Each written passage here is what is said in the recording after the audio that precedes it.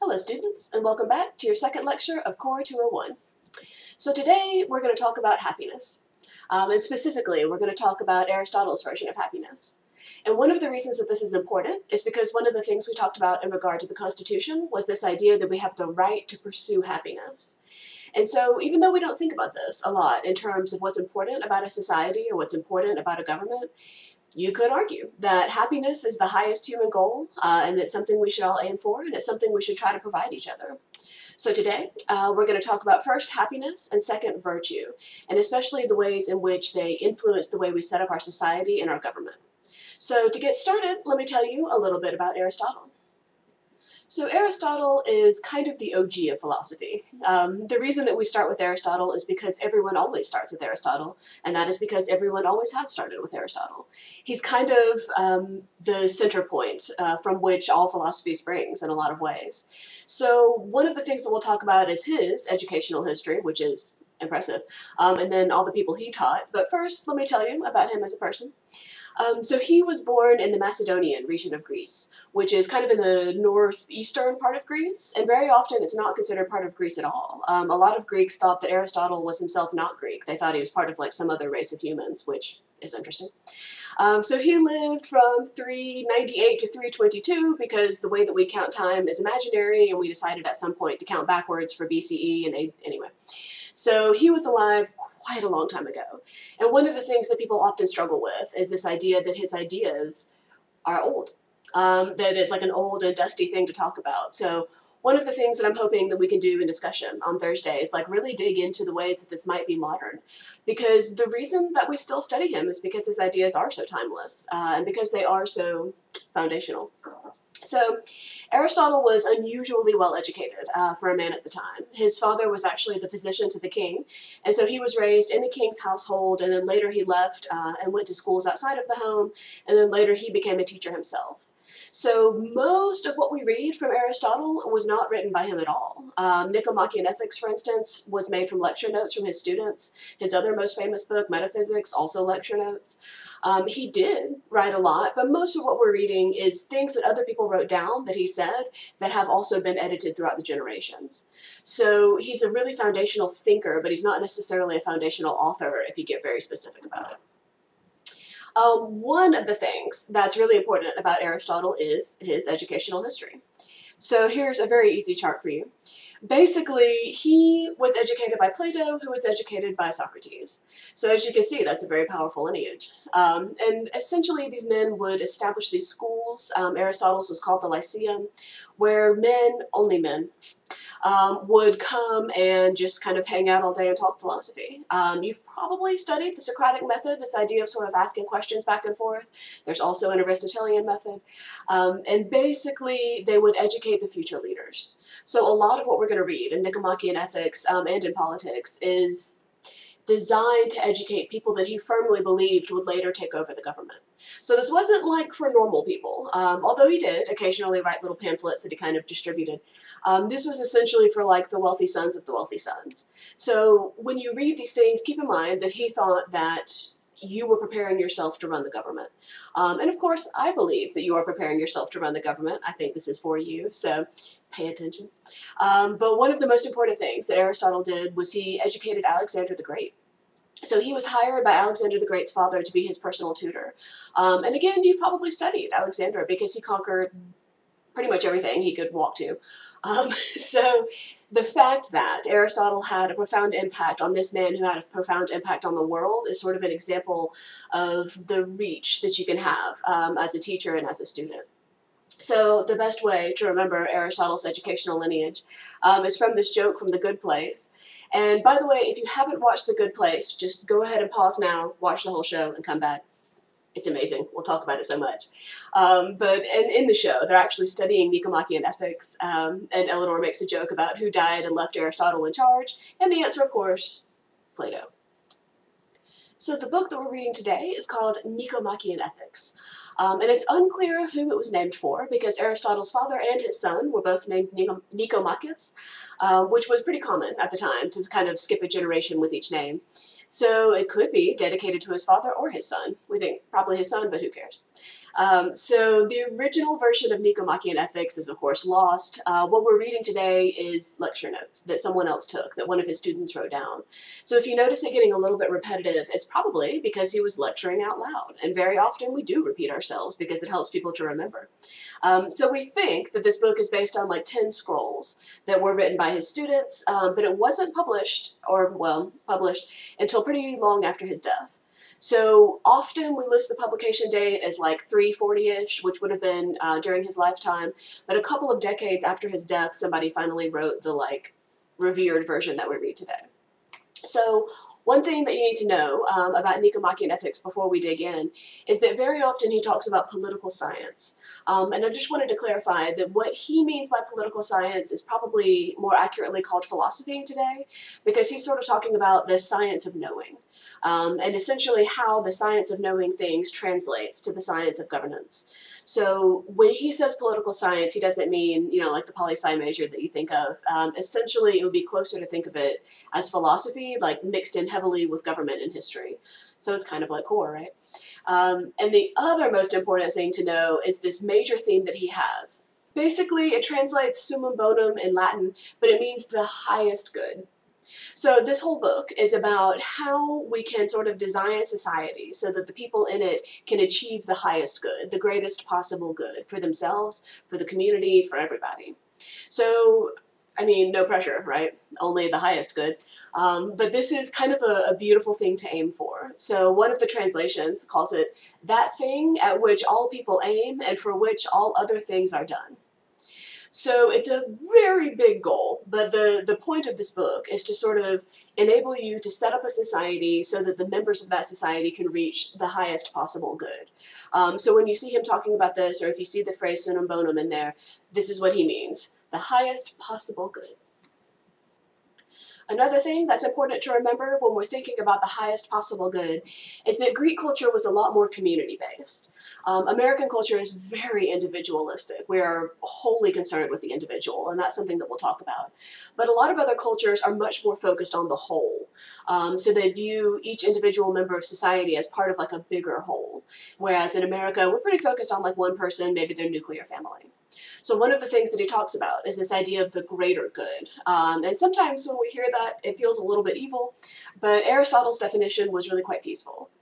So the definition that he gave for the greater good was, while it is satisfactory to acquire and preserve the good, even for an individual, it is finer and more divine to acquire and preserve it for a people and for cities.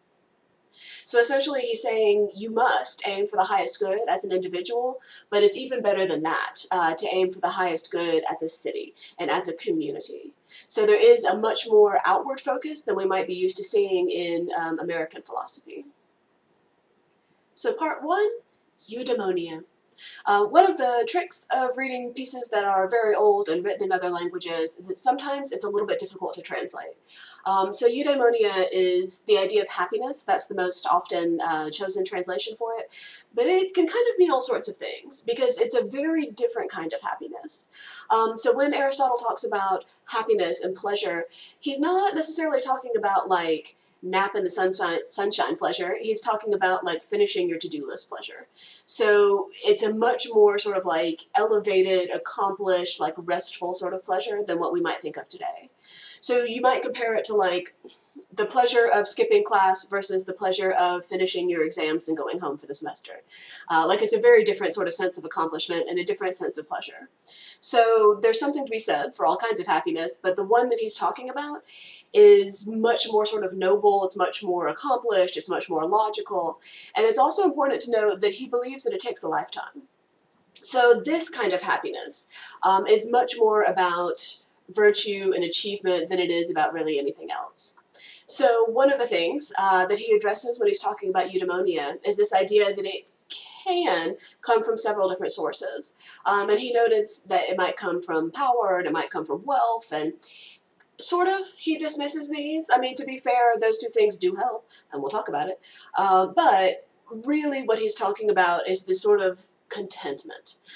This idea that when you are finished with your day, with your life, you are content with what you have done.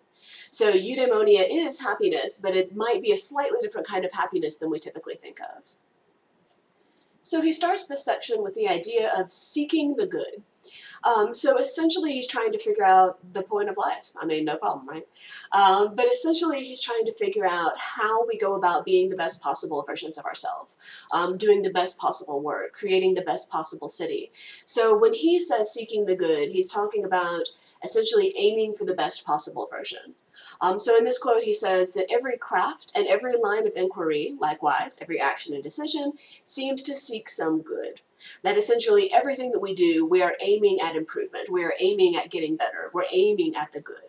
So his idea here is that the good is what everyone seeks, that the point of life is essentially to do the best possible job. So one of the examples that he gives is actually people who make tack for horses, which is interesting. So he says that a guy who makes horsey stuff is good, but the guy who makes the best horsey stuff is good, if that makes sense. So essentially, doing your job has value, but doing the best possible version of your job has more value. That as humans, we should always, always seek the highest good, that we should not just do the thing, we should try to be excellent at it. So when he talks about seeking the highest good, on the one hand, he's talking about performance in regard to, like, if you're going to be a runner, you're going to be the best runner. But on the other hand, he's talking about what happens when we seek the good, like what is the good. And his argument is that the good is happiness. So the reason that happiness is the highest good is that it is essentially an end unto itself. So what this means is that there's not something further than happiness. You might think like, oh, the end of the race is the best part, but you have to like leave the race course after the end of the race. That's not really the end. And so his argument is that happiness is enough. Once you have happiness, that's it, man. That's the highest good. So he goes through a lot of versions of things that might be the highest good but aren't. So he says that like power might be the highest good, but as it turns out it isn't, because once you have power, you only want more power. Or once you have power, your power gets taken away. Or he argues that wealth could be the highest good, but it's not, because same situation. There's never really enough wealth, and the wealth itself can't directly lead to happiness. So there's this idea that we are all sort of climbing uphill towards one thing, and Aristotle lands on happiness. He says the only thing we can ever really hope to achieve, if we really do a great job living our life, with lots of virtue and lots of honor, is happiness. So that's why we start here, this idea that happiness is our ultimate end goal, not just for the human, but for the whole society. Aristotle also lists a few ways that are wrong for achieving happiness, and I kind of love these, because the first one is constant pleasure. And that's understandable. Like, you would think that you could achieve happiness by just laying on a yacht in the sunshine all day. I assume I do not have a yacht. But it looks nice. Like what if every day was just drinking fruity drinks in the sand next to the ocean? That seems cool. But as it turns out, that doesn't really fulfill you. You may have noticed that after enough vacation, you're actually ready for something else, especially once we've been in quarantine, right? So this idea that constant pleasure won't really bring you happiness is a tough one. And it's something that you'll probably watch people learn over the course of the next few years. That we often learn that in our early 20s. So this idea of pleasure leading directly to happiness, no, he rejects it. The second one that he rejects is the seeking of honor in politics. And this one is a little bit fuzzy because on the one hand, he does want you to seek honor in politics. But on the other hand, he argues that that's not an end sufficient in itself. No matter how high you rise in the political hierarchy, you might not really be happy. And just because you are, for instance, the president, does not mean that you want to be the president, or you're having a good time, or you're doing a good job. So this idea of seeking honor in politics can be noble, and you can use it to do good work, but ultimately, it's not how you're going to find happiness. The next one I think is also especially interesting, which is being virtuous but inactive. So the idea here is that you behave with virtue. You don't do a lot of wrong things, you don't go around hurting people, but neither do you do anything good. So this is kind of like those people who are like, good vibes only, like peace and love. Like, sure, but no, do something. Like, it's time for action. Like, you can't just sit around talking about how great you are, you have to also do the thing. So essentially what he's talking about is that you can't just sit on top of the mountain, meditating all day. That's not how we really achieve virtue. That's not how we really achieve happiness. You have to go out and do. You have to put your money where your mouth is, right? The final version is wealth. And this one is especially interesting, especially in regard to American culture, because we are obsessed with wealth. And he does argue later on, and we'll get there, that you do need a little bit of wealth. But this is kind of where that idea that money doesn't buy happiness comes from. You can spend your whole life accumulating wealth, and that is not the same thing as accumulating happiness. It helps, but it's not the same thing. So if you were hoping to achieve happiness by becoming really rich and saying a lot of things and, I don't know, golfing every weekend and becoming the president on accident, I'm sorry, that's not how we achieve happiness, at least according to Aristotle. This next concept is also very important, and that is the concept of telos. So we've sort of talked about this a little bit already, but telos is essentially the idea of an end goal, a purpose, especially a kind of a higher purpose.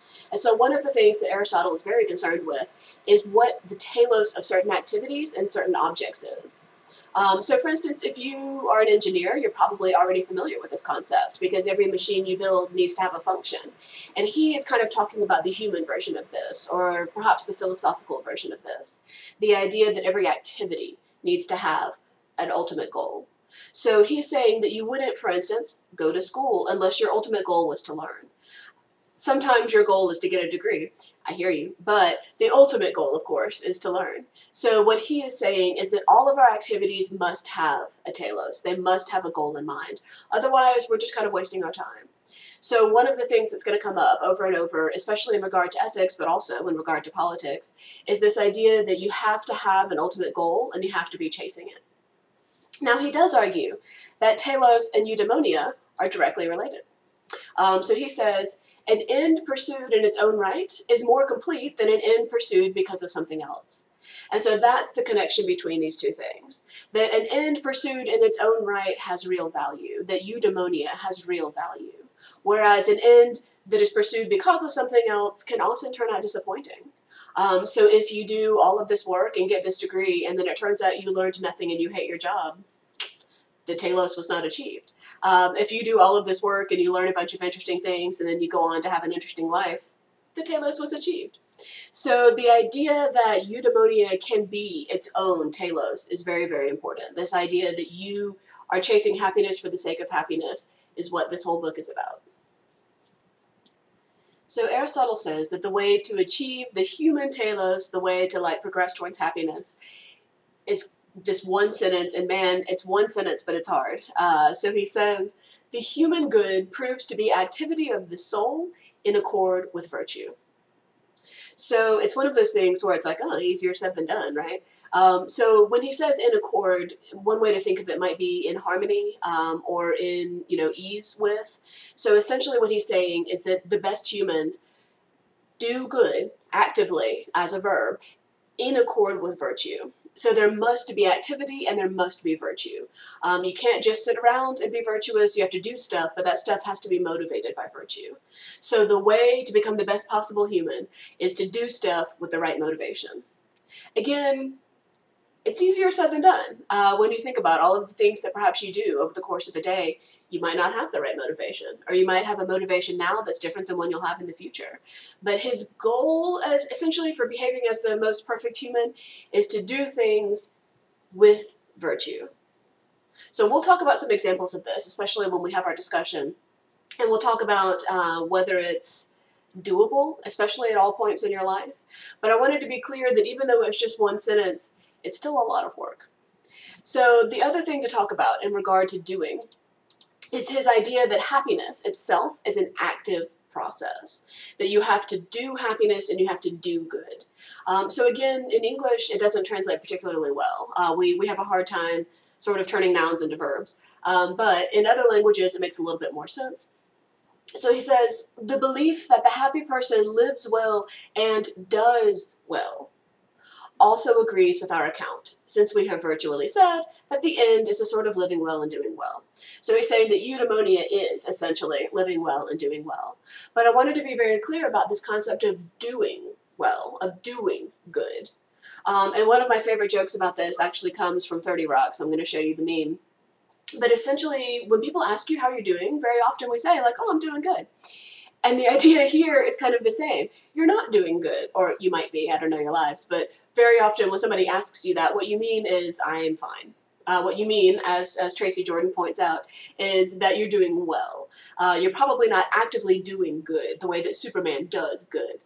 But what Aristotle wants from you is for you to do good.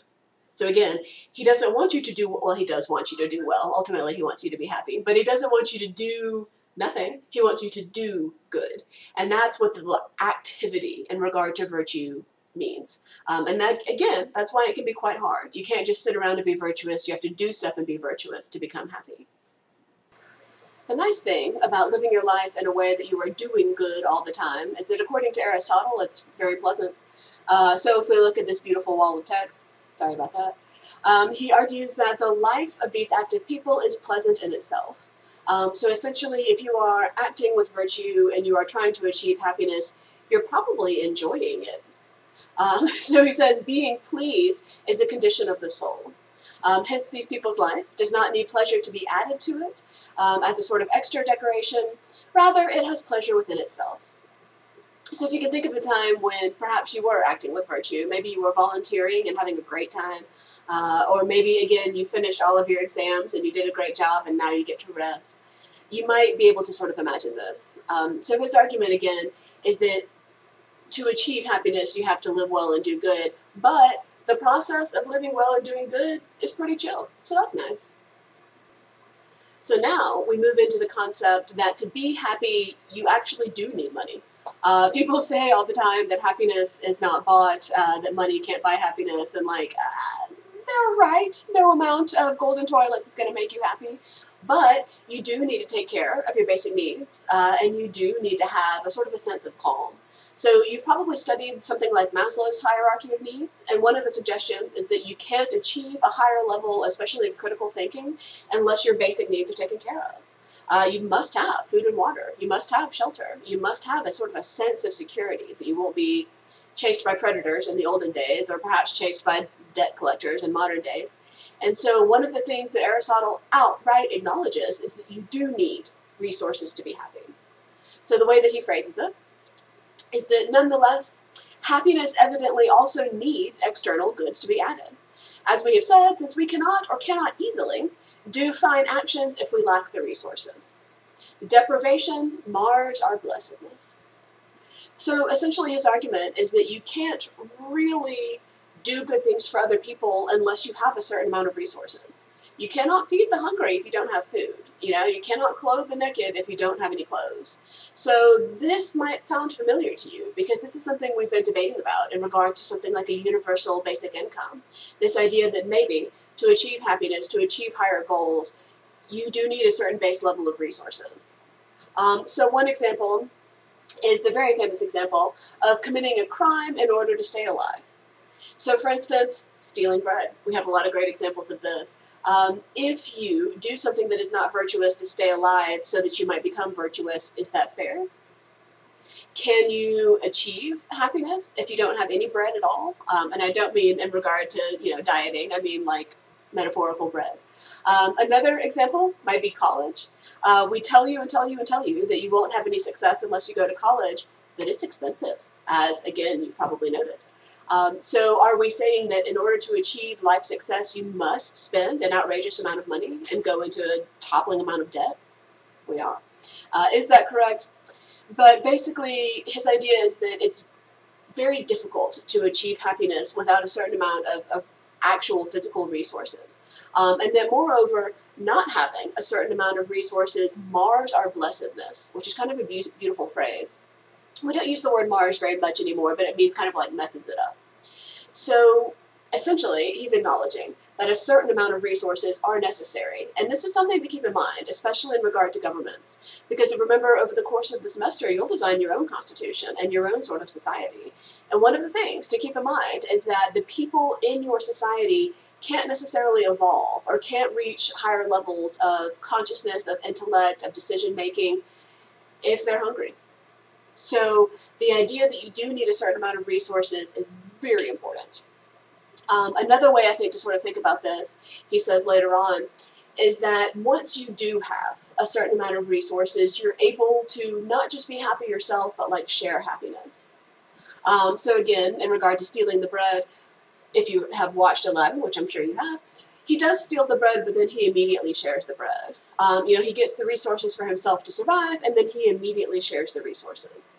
So Aristotle says, it follows then that the happy person has the stability we are looking for and keeps the character throughout his life. For a truly good and prudent person, we suppose, will bear strokes of fortune suitably, and from his resources at any time will do the finest action. So essentially, a person who lives and acts with virtue will live and act with virtue all their life, no matter what happens to them. If there's a flood or a tornado, they will still act with virtue. If they're extremely poor, they will still act with virtue. If they reach a point in their lives at which they do have resources, they will continue to act with virtue. So while you do need a certain amount of resources to survive, at the same time, it's important to remember that no matter what you have, it's meant to be a lifelong purpose. So the reason that we talk about this, in this class specifically, is that Aristotle believes that happiness is directly related to politics. So he draws like a kind of a through line, the same way that you might with any other science, in regard to your end goal, your telos, which is a good society, and your starting point. So he says, by human virtue, we mean virtue of the soul, not of the body, since we also say that happiness is an activity of the soul. So again, you can't just like sit around being virtuous, you must be virtuous in your soul and with your activities. Which is, if this is so, it is clear that the politician must in some way know about the soul, just as someone setting out to heal the eyes must know about the whole body as well. So his argument is that you can't become a good leader, you can't become a successful politician unless you know about happiness, unless you know about virtue, unless you are concerned about happiness and virtue and the actions of your citizens and the actions of yourself. So essentially, he draws a direct line between happiness and politics because he argues that the point of politics should be to achieve happiness. And again, not just for yourself, but for everybody. So again, as we go forward in the semester, one of the things that I want you to think about, especially in regard to this chapter, is whether that it's the responsibility of the government to allow people to seek happiness, whether the government should provide resources in order to allow people to seek happiness, and whether we should design our laws and our punishments in such a way that people are able to achieve happiness. So I know it seems perhaps a little bit unrelated, happiness and constitutions, but one of the goals, Aristotle argues, of a good politician is to try to write the Constitution to achieve happiness. And so now we come to virtue. And again, this is sort of a complicated translation of this word. So this word arete has multiple meanings, but basically it's talking about virtue in the sense of achieving excellence, of reaching one's full potential. So he's not necessarily talking about virtue in terms of like behaving or like being good. He's talking about virtue in terms of aiming for the greatest good, of aiming for excellence. So it's, again, it's not following the rules, it's more like trying to aim for the ultimate achievement. So in Aristotle's point of view, we should all be doing this every day. Our telos should always be arete. So what he unpacks in this chapter are the ways in which we learn about virtue and the ways that we can sort of go about achieving virtue and the ways that we can teach virtue to others in case they didn't have it in the first place. Aristotle begins with this idea that there are two kinds of virtue, although they are related. So he says virtue then is of two sorts, virtue of thought and virtue of character. Virtue of thought arises and grows mostly from teaching. That is why it needs experience and time. Virtue of character results from habit. So let's look at these and sort of break them down and talk about the differences. So essentially, when he says virtue of thought, he's talking about learning how to think about things correctly. So really his argument is that we're not born with virtue. We're born with the capability to achieve virtue, but we're not necessarily born with it. In fact, it has to be taught. So he goes on and on about having a good family. And is this a little bit classist? Yes, he's pretty classist. We'll talk about that. But what he really means is that you have the right kind of upbringing, that you have the kind of family and the kind of parents that want you to be virtuous and that teach you the right way to do that. So virtue of thought is mostly learned. It's the stuff that we talk about in kindergarten, right? Like do unto others the way you want to be treated, share, don't cut in line, don't bite people, the norm. So this idea of virtue of thought is basically you learn morals. you learn how to like make good and bad decisions. You learn how to recognize what's good and bad. So it's not necessarily involved in action. It's more involved in thought, in the ways that you can conceive of the world and sort of conceptualize what might be good or bad. The other version is virtue of character. So virtue of character is about action. But what's interesting about virtue of character is that he argues that it's developed by habit. That if you do the right thing over and over and over, you'll just continue to do the right thing. So even though you do have to actively choose it, the more that you do it, the more it seems to just kind of become habitual. It's sort of like muscle memory. The more and more you do a certain action, the more and more you can basically do it in your sleep. Same thing. So he breaks them into these two categories, essentially thinking about virtue and then acting virtuous just because you're used to acting virtuous. I wanted to show you a couple of the key quotes from this section, even though, again, I apologize for all the words. But when he's talking about virtue of thought, again, his argument is that you're not born with it, you have to learn it. So he says, and so the virtues arise in us, neither by nature nor against nature. Rather, we are by nature able to acquire them, and we are completed through habit. So again, he doesn't believe that people are born good or bad. He doesn't believe in any sort of like original sin. He believes that you are born with the capability to learn, and that the goal is to teach the babies and then to have the babies begin to practice virtue on their own. So when he talks about habituating, especially habituating citizens, he argues that one of the ways that we teach people to be virtuous and one of the ways that we sort of enforce virtue is by laws. So again, this is where the political part comes in. So he says, for the legislator makes citizens good by habituating them. Correct habituation distinguishes a good political system from a bad one. So his argument here is that if you write good enough laws and your citizens follow the laws, they'll be good. And this is really interesting because, yes, we do write down certain things that we want people to be virtuous about. Like, for instance, murder is illegal at the end. But this idea that he has is that if you write a complex enough system of laws, it will kind of function as morals. So I think smoking is kind of an interesting example. We used to smoke all the time everywhere. People smoked in restaurants and in airplanes and in cars and in classrooms. But these days, we don't. And at first, it was medical. It was sort of this idea that the Surgeon General didn't recommend it and you were going to die, which you are. But then it was social. There became a sort of a shaming aspect. There became this idea that people who are smoking are bad. So habituating the citizens really worked. On the one hand, they made it illegal to smoke certain places. And then on the other hand, we all agreed that it was bad to smoke, and we started sort of enforcing it on our own. One of the things that I'd like to talk about this week is the wearing of masks. Can we habituate people into wearing masks by laws or by, norms? Maybe. It's not going that well, but maybe. On an individual level, Aristotle argues that habituation leads to virtue of character.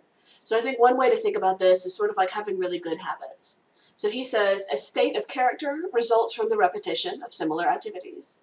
And so you've probably heard a lot about this lately, especially in regard to like how to attend school from home and still do a good job. But the argument is that if you sort of get used to behaving with virtue, then it won't be a difficult thing to do. Similar to the way that if you get used to having good habits, if you get used to eating vegetables and exercising and getting enough sleep, then it just seems normal. So it can be very hard, I think, to pick up a good habit or to pick up a virtue, but the idea is that if you start that way, you can continue that way relatively easily. One thing to be mindful of when developing habits is this idea that they are based in reason. So again, it can be very easy to slip into a bad habit. You do one thing one day and then suddenly you're doing it every day and oh no. So what he's talking about is that you have to make sure each action is in accordance with reason. So he says, we must examine the right ways of acting. For as we have said, the actions also control the sorts of states we acquire. So the things that you do every day lead to the state of being that you live in. If you do sort of shady things all day, surprise, you're a shady person. He says, first then, actions should accord with the correct reason. So not only should you develop good habits, those habits should be based in reason. You should have a reason why you're doing all of the things. There's no reason to essentially wake up and eat vegetables all day if you don't want to be happy. Your reason should be that you're trying to be healthy so you can be happy. So it's not enough to develop habits, you also have to develop habits for the right reason. Again, easier said than done. So next, he introduces this concept of pleasure and pain and their relationship to virtue. So his argument is that if you do the right things, you will experience pleasure, and if you do the wrong things, you will experience pain. But this isn't always true, is it? And also it can be hard to learn. So his quote, the first one that we'll deal with, says, "Virtue is about pleasures and pains. The actions that are its sources also increase it, or, if they are done badly, ruin it." So his argument is that if you do a virtuous thing, you will experience pleasure. And if you do a non-virtuous thing, you will experience pain. So for instance, if you exercise, you get to feel good about exercising, right? So it's not necessarily that the thing itself is pleasant, it's that the aftermath is pleasant. That if you do a virtuous thing, it's not that you're going to enjoy it necessarily, but it's that you have the pleasure of having done it. Whereas sometimes if you do a bad thing, it might be fun, but you will then experience the pain of having done it. So again, in relation to schoolwork perhaps, it isn't pleasant to skip going out to stay home and study, but the aftermath of having studied is pleasant, and the aftermath of having gone out and gotten drunk is pain. So you do have to kind of make these choices in regard to whether later on you will experience pleasure or pain. And to be fair, he does note that you have to be taught this early. Again, he thinks that a good family is kind of the key to all of this. So you might notice this first sentence is a little bit repetitive. Again, these are his lecture notes. But he says, "For virtue of character is about pleasures and pains. For pleasures cause us to do base actions, and pain causes us to abstain from fine ones." So again, sometimes the thing that is the most pleasurable is actually not the best. Laying on the yacht in the sunshine, very pleasurable, but you're not like doing anything great. Whereas pain can sometimes cause us to abstain from fine ones. Having a degree and going out into the world is great. Earning a degree, sometimes very painful. So whether the action is pleasure or pain is not always the same thing as whether the outcome is pleasure or pain. But he says, this is why we need to have had the appropriate upbringing to make us find enjoyment to make us find enjoyment or pain in the right things. So essentially his argument is that if we teach the young people that doing the right thing does lead to pleasure, then we will create in them the habituation that will cause them to keep doing the right thing. So even though, again, sometimes doing the wrong thing is real fun, doing the right thing leads to like an overall bigger happiness. It does sound like hard work, but sometimes hard work is the real pleasure. It sucks, but it's true. The next concept involves action. And this, I think, is one of my favorite things to talk about, so I'm really looking forward to discussion. But basically, he says that there's a difference between having a virtuous character and having a virtuous action. So we talked about this a little bit earlier, this idea that you can't just sit on top of a mountain and be good, you have to, like, do the thing. So Aristotle breaks it into 3 categories. Number 1, virtuous people know they're behaving with virtue. And so, again, this is one of the things we'll talk about in class, but his argument is that you can't accidentally do something virtuous, or that a person can't just sort of stumble through their life being virtuous. That to be virtuous, you have to do it on purpose. The second is that virtuous people behave with virtue on purpose. So not only do you know what the right thing is, you do the right thing on purpose. So again, you can't just sort of stumble into a life of virtue. You have to know what virtue looks like, and then you have to do it on purpose.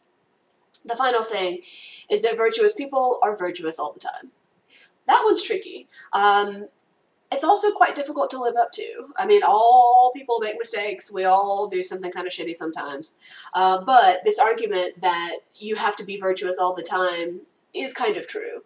You can't just be virtuous sometimes and then terrible other times and have it like equal a net virtue. Like that's just kind of not how that works. So let's look at some examples. In these pictures, the first one that we see is a man giving his shoes to a person with no shoes. So the argument here is that perhaps he is behaving with virtue on purpose. But again, is he behaving with virtue on purpose all the time in that same way? Does he just go around giving his shoes to people? Because that's not tenable. You can't just do that every day. So this idea of behaving with virtue on purpose can get confusing. Or in this picture here of giving a large check to a charity. If you give a lot of money to a charity, are you then virtuous? If you give a lot of money to a charity, but then you commit a crime later that night, does it balance out? Can you give away enough money to become ultimately net virtuous? I mean, again, these are big philosophical questions, and I'm looking forward to hearing what you think. The final example I think is really interesting too. I imagine you all know a well-meaning Christian who was gone on a mission trip to a place that was like much poorer or lower in development or in need of more resources.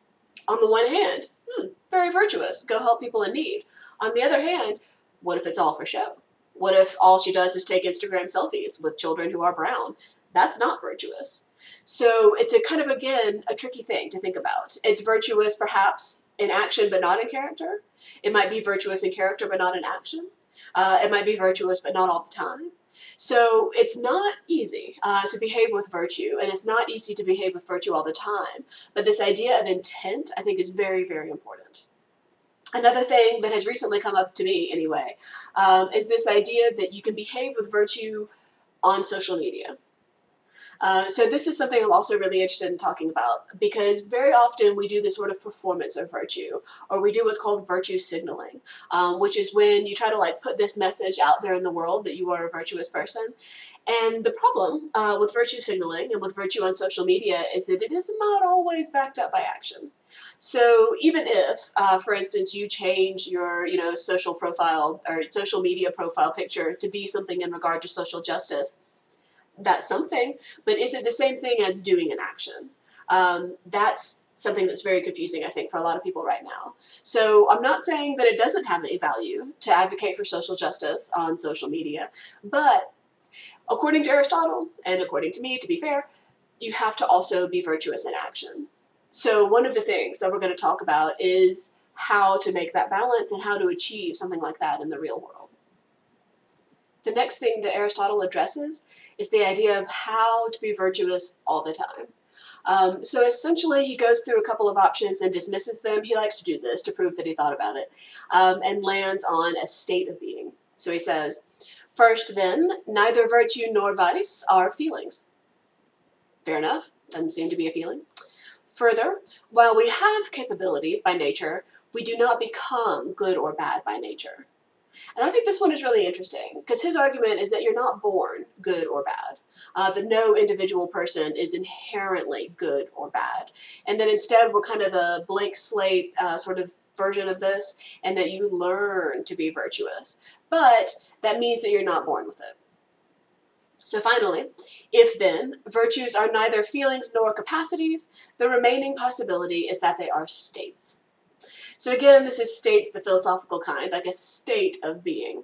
So it's not that you have a feeling of virtue, and it's not that you were born with virtue, it's that you kind of achieve virtue. And it becomes a general state of being in which you live all the time. This isn't easy, so the next thing that we're going to address is how to live in a state of virtue. So our next issue is in regard to maintaining virtue. And essentially, it involves moderation. It's always moderation. So let's go through each one of these three things individually. The first is virtue as a mean. And here he's talking about a mathematical mean, sort of like like an average. And what he says is that virtue is a mean between two vices, one of excess and one of deficiency. So essentially, every action has the option of being way too much and way too little. And the goal for virtue is usually to pick somewhere in the middle. You always want to be Goldilocks, right? So one of the best ways, I think, to think about this is to use his chart. Well, he gave examples, but here it's a chart.